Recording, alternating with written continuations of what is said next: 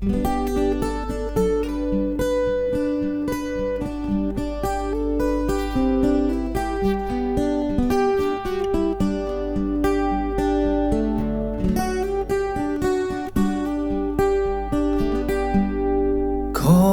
sung tinreng le lunghlu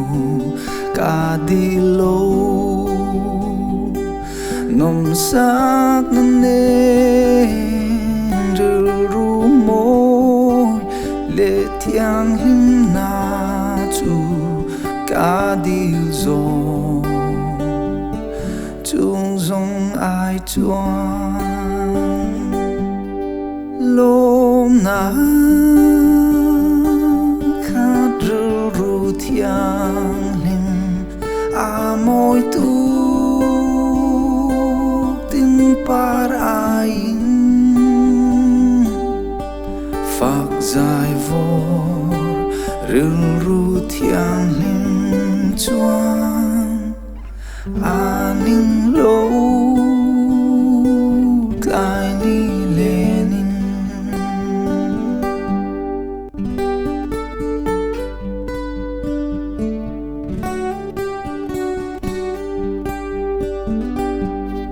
Khawvel ro pui na ka dil chuan sirva nga tlo bo trin ru cha thiang lim lu ta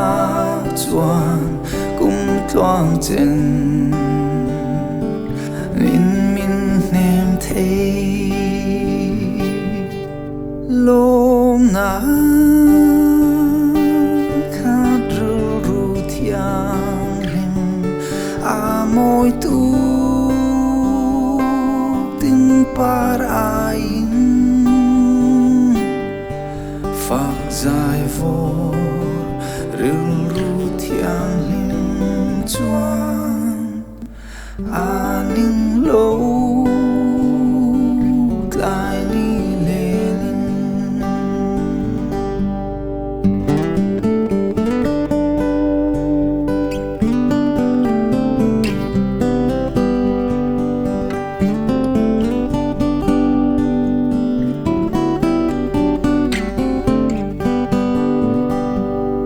ka dil na hi chun le zanin o chola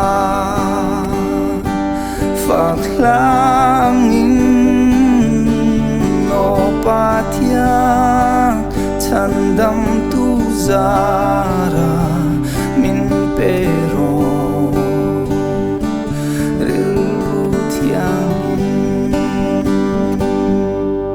lom na khát ru thiang lim a môi tu tin par ain phak dài vor ru thiang lim chuan